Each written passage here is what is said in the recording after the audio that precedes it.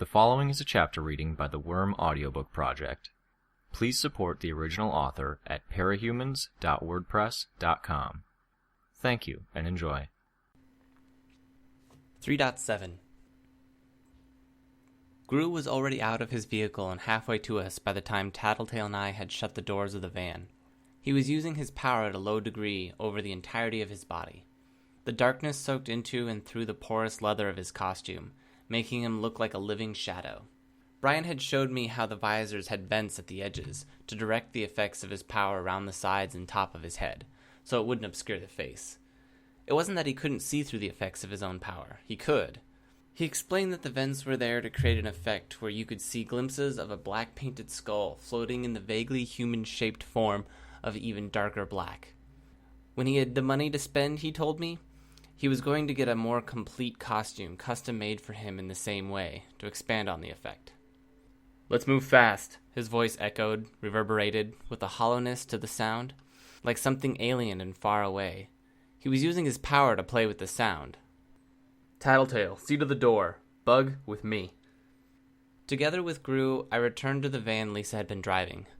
Gru grabbed the handle of the sliding door and hauled it open, then scrambled out of the way as the contents came pouring out. I chuckled at the image of this spooky supervillain being caught off guard. I'd packed the entirety of the van, minus the driver and passenger seats, with bugs.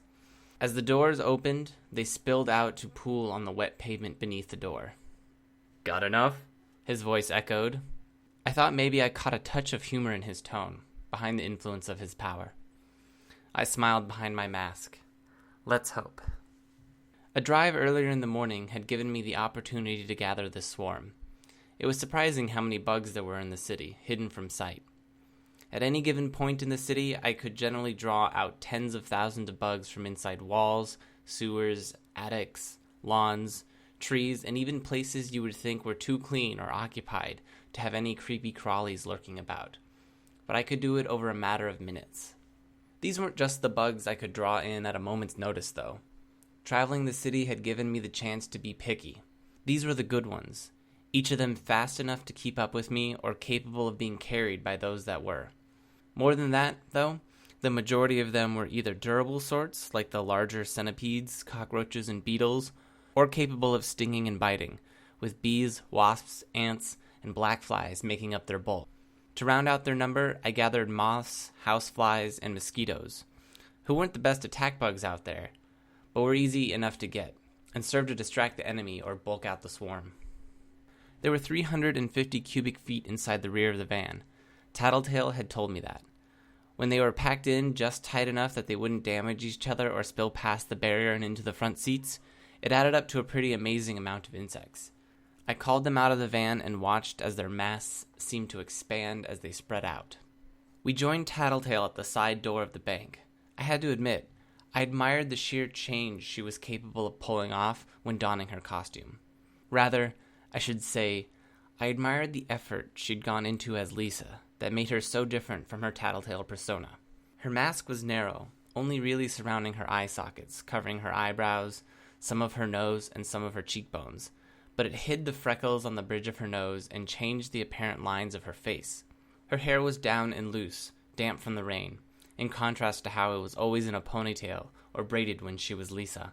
Her costume was skin-tight, beaded with droplets of water, lavender with bands of black across the chest and down the side of her arms, legs, and body.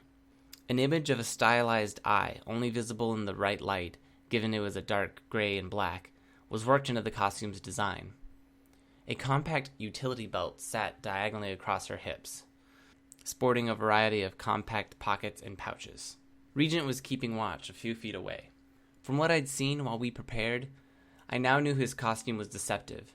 He still wore the hard white mask with the silver coronet, but he had shown me how the interior of the mask had foam shaped to the contours of his face, with only his mouth left free, so he could talk without being muffled. In a similar vein, the loose white shirt he wore covered up a mesh vest that was molded to the shape of his body. He was idly twirling a scepter in his fingers. The scepter wasn't purely thematic. Apparently, the crowned orb that topped the scepter had 2 electrodes built into the tines, for the taser that was built into it. It was all about misdirection, misleading, and giving the impression of vulnerability. The fire exit at the back is protected by a digital passkey, Tattletale explained while she crouched at the keypad, staring at it. Every employee has the number to get in, if they need to, but that rarely happens because opening the door sets off a bunch of alarms. That password is easy. The interesting thing that the employees don't even know is that the Capes and SWAT teams have a special code they can put in if they need to make a quiet entrance with no alarms going off. To do that, you punch in the regular code, 371, but you hold the 1 down, then press the number sign and the asterisk keys down at the same time. Voila! Try it. Gru pulled on the door. We waited in tense silence for a moment for the angry blare of the alarm, but none came. Tattletale grinned at us. What'd I tell you? Gru signaled, and we were joined by Regent and Bitch with her 3 dogs. The animals were the size of small ponies, their flesh having swelled and expanded enough that their fur had split at the seams. Muscles and bones shone beneath, and the arrangement of said anatomy wasn't exactly typical. The change was slow enough that you couldn't see it if you were looking for it. But if you looked away and looked back a moment later, you could tell they were bigger. That bone at the shoulder was longer, the eyes were deeper set, and so on. Spikes, spurs, and an exoskeleton of bone growths had appeared to fill or cover gaps and grow in at places where the bone was already close to the skin. The tail of the smallest dog, Angelica, I think Rachel called it, was twice as long as normal and prehensile now, and the other 2 were well on their way. It looked like someone had torn out a pair of human spines, the meat still hanging off them, and attached them, one to the other, before tacking the end to the dog's hindquarters. Bitch, for her part, was just wearing a jacket with a fur rough collar and a cheap, hard plastic mask of a bulldog. The dogs had been given the rear of the second van, allowing Bitch to work her power on them as Brian drove. Being able to do the change more slowly meant she wouldn't prematurely exhaust herself or the animals by rushing the job on sight. We made our way into the back hallways of the bank's ground floor, Bitch's dogs leading the way, my swarm pulling up the rear. The clock had started running down from the moment we'd parked in the alleyway. That was the point where people might have thought something was up. Now that we were inside, though, someone knew or would know any second. At this very moment, chances were, some guard in the room with security cameras would be making a call to 911 and reporting a crime in progress by costumed criminals. If Tattletale was right, the Protectorate was too far away to be called in, so they would contact the wards. We had 5 or 10 minutes before trouble showed. Each time we passed a room, Gru, Regent, and I would double-check it. The first few were empty, but as we reached one room, a dog took notice, and Gru raised a hand to plunge the room into darkness. A second later, he stepped back into the hallway, twisting the arm of a cringing 30-something man in a gray suit behind his back. I hadn't even realized Gru had entered the room in the first place. In the next room, Regent grabbed another hostage.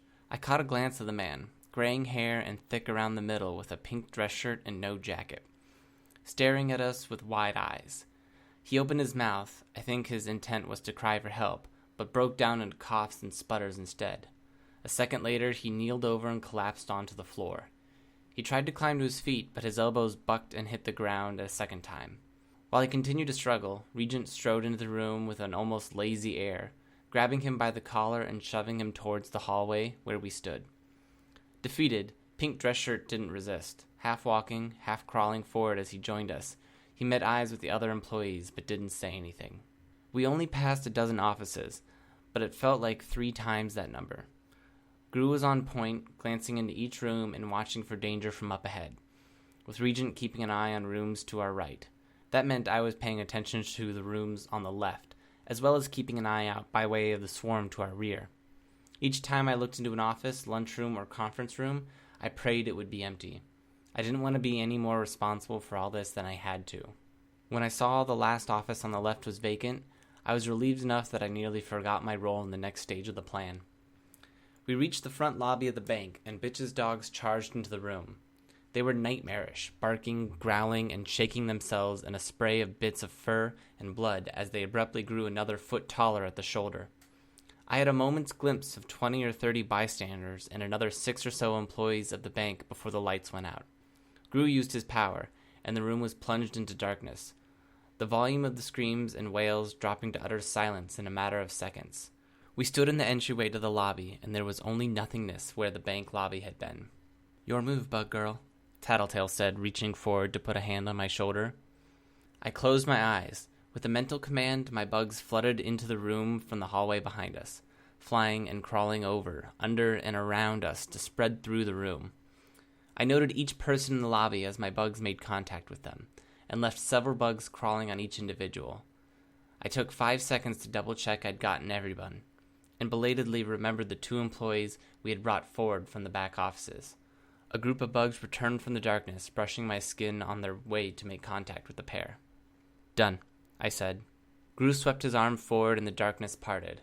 We moved into the room as a group. Pink Shirt and the younger guy collapsed to the ground as we walked. I supposed it was Regent's work there.